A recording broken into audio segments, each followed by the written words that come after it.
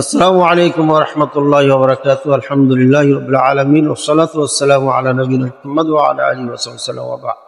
সম্মানিত দিনী ভাই ও বোনেরা, আমরা একটি জটিল মশলা নিয়ে আপনাদের সম্মুখে এসেছি। আমাদের দিনী ভাই প্রশ্ন করেছেন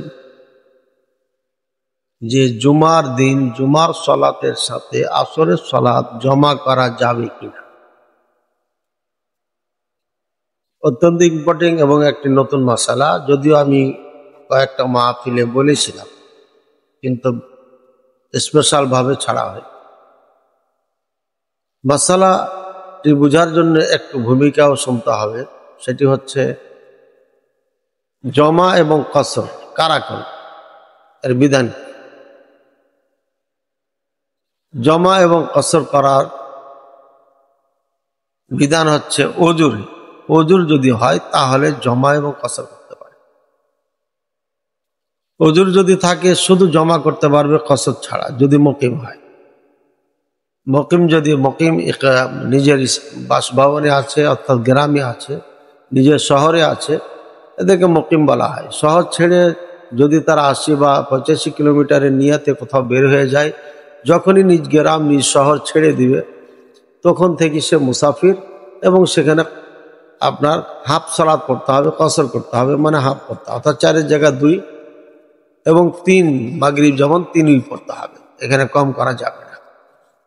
যদি মুকিম অবস্থায় থাকেন, নিজ গৃহে থাকেন, নিজ গ্রামে শহরে থাকেন, তাহলে মুকিম জমা করতে পারবেন যদি অজুর থাকে। কেমন অজুর?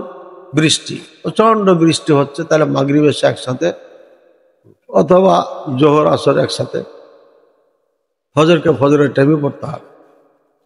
এই হলো জমার নিয়ে, অর্থাৎ ফুল সালাত 4 রাকাতই পড়বে, জোহরে 4, আসরে 4, জোহর পড়বে, তারপর আসর পড়বে।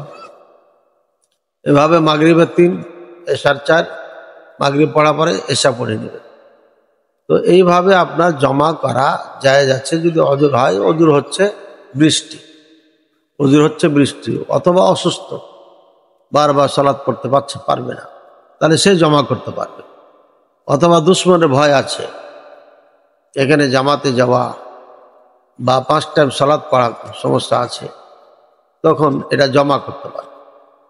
কিন্তু কসর প্লাস জমা এটা কারা করতে পারবে? মুসাফির যারা। এখন যেটা প্রশ্ন হচ্ছে, জুমার সালাতের সাথে আসরের সালাত জমা করা যাবে কিনা। বিভিন্ন সময় আপনার এটা দেখা যায় যে মুসাফির যারা জুমার পরে আবার জামাত শুরু করে। খাস করে ইমাম সাহেব যারা রয়েছেন, বিভিন্ন জায়গা থেকে খুতবা দিতে যাই আমরা, সেখানেও এমনটি পাওয়া গেছে। ইমাম সাহেব জুমার খুতবা দিচ্ছেন, উনি মুসাফির, জুমা পড়াচ্ছেন, পড়ানোর পরে আবার আসর পড়ে নেন, জমা করেন। এই মাসালার ব্যাপারে ওলামায়ে কেরাম এবং কোরআন সুন্নাহ কি বলছে দেখেন। কোরআন সুন্নাহ খুঁজে পাওয়া যায় না জুমার সাথে কখনো রাসূলুল্লাহ সাল্লাল্লাহু আলাইহি ওয়াসাল্লাম জমা করেছেন বা করতে বলেছেন। তাহলে পারে কি করতে হবে? ওলামায়ে কেরামের দিকে আমাদেরকে রুজু হতে হবে। সালফে সালেহিনদের মধ্যে, সাহাবায়ে কেরামদের মধ্যে এমন ফয়সালা পাওয়া যাচ্ছে না। ওলামায়ে কেরামদের মাঝে আপনার এই ফয়সালা পাওয়া গেছে।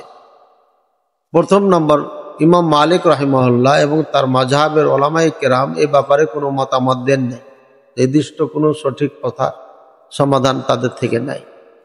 দ্বিতীয় নম্বর হচ্ছে, হানাফি মাযহাবে আপনার জমা করার অনুমতি নাই, কসর করার অনুমতি নাই। সফর অবস্থা তো নাই, কোথাও নাই, শুধুমাত্র হজের ক্ষেত্রে আরাফাতে জোহর আসর একসাথে, আর মুজদালিফাতে মাগরিব এশা একসাথে। এই 2টি ছাড়া তাদের নিকটে আপনার কসর করা, জমা করা অনুমতি নেই। গেল মালিকি আর হানাফি। এরপরে আছে ইমাম শাফি রাহিমাহুল্লাহ। ইমাম শাফি বা শাফি মাযহাবে এটা জায়েজ বলে ফতোয়া দিয়েছেন যে হ্যাঁ, জুমার সাথে জোহরকে জমা করে না, জুমার সাথে আসরকে জমা করে পড়া যাবে। কেন? এই জন্যই যে জুমা জোহরের পরিবর্তন হয়েছে, সুতরাং জোহরের পরিবর্তনে বা বদলাই বা স্থানে যেহেতু জুমা, কাজী জুমার সাথে আপনার আসরকে জমা করা যায়। ইমাম শাফি রাহিমাহুল্লাহ এই যুক্তি দিয়ে দলিল ছাড়া এটা উনি মত দিয়েছেন। চতুর্থ কওল হচ্ছে হানাবিলা, অর্থাৎ ইমাম আহমদ রাহিমাহুল্লাহ মাযহাব, যেটা হানাবিলা নামে পরিচিত আছে। তাদের মত হচ্ছে জুমার সাথে আসর জমা করা অনুমতি নাই বা জায়েজ নেই। একই প্রশ্ন ইবনে বাজ রাহিমাহুল্লাহকে করা হয়েছে, তিনিও বলেছেন জায়েজ নেই। একই প্রশ্ন করা হয়েছে ইবনে উসাইমিন রাহিমাহুল্লাহকে, তিনিও বলেছেন জায়েজ নেই। এখন কেউ যদি এমন করে যে আমি তো মুসাফির, আমার উপর জুমা ফরজ নাই, সুতরাং জুমার নিয়াত না করে আমি জোহরের নিয়াতে ইমামের পিছনে ইক্তেদা করব, ইমাম সাহেব 2 রাকাত পড়ে জুমা কমপ্লিট করবে, আমি উঠে আরো 2 রাকাত বা 2 রাকাত, তো আমার নামাজ সালাত, সুতরাং আমি 2 রাকাত কসর করব জোহরের নিয়াতে, তাহলে জমা করতে পারবো কিনা? মাসালা হচ্ছে মুকিম ইমামের পিছনে যখন জুমা আপনি সালাত আদায় করবেন, বা যে কোনো ইমামের পিছনে যখন জুমার সালাত আদায় করবেন, তখন জুমাই নিয়াত করতে হবে। এখানে ইমামের বিপক্ষে অন্য নিয়াতে আপনি দাঁড়াতে পারবেন না, এমন মাসালা নেই। সুতরাং জুমায় পড়তে হবে যেহেতু, তাই জুমার সাথে আসরকে জমা করা যাবে না, এটা হাম্বলি মাযহাবের মতামত বা হানাবিলা মাযহাবের মতামত। কেন যাবে না?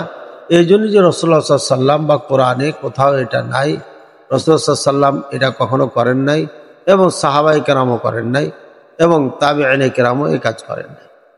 যার কারণে জুমার সাথে আপনার জমা করা যাবে না আসরকে।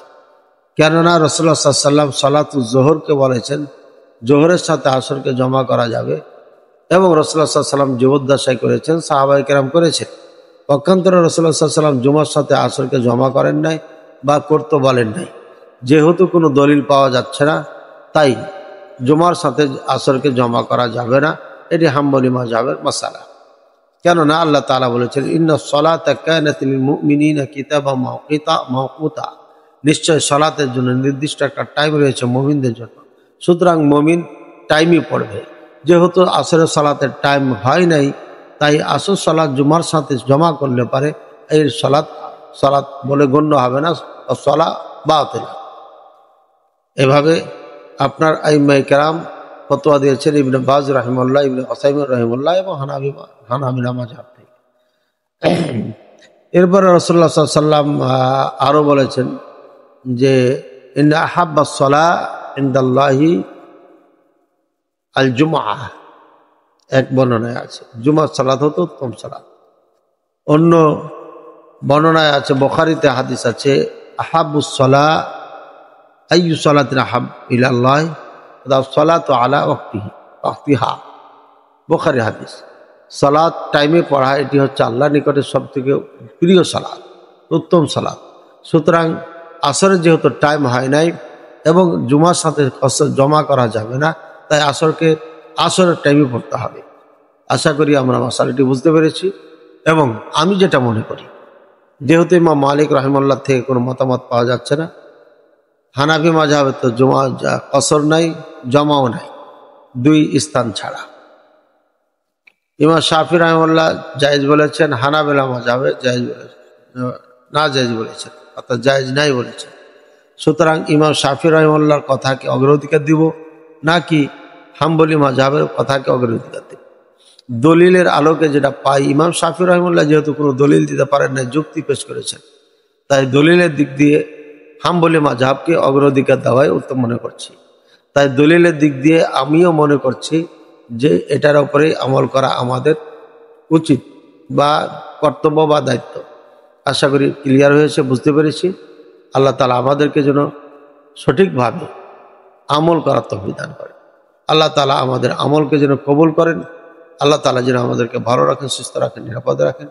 এই যে আল্লাহর কাছে সব কিছু সার্বিক মঙ্গলের জন্য দোয়া করছি এবং আপনাদের জন্য সার্বিক মঙ্গল কামনা করে আজকে বিদায় নিচ্ছি। আসসালামু আলাইকুম ওয়া রাহমাতুল্লাহি ওয়া বারাকাতুহু।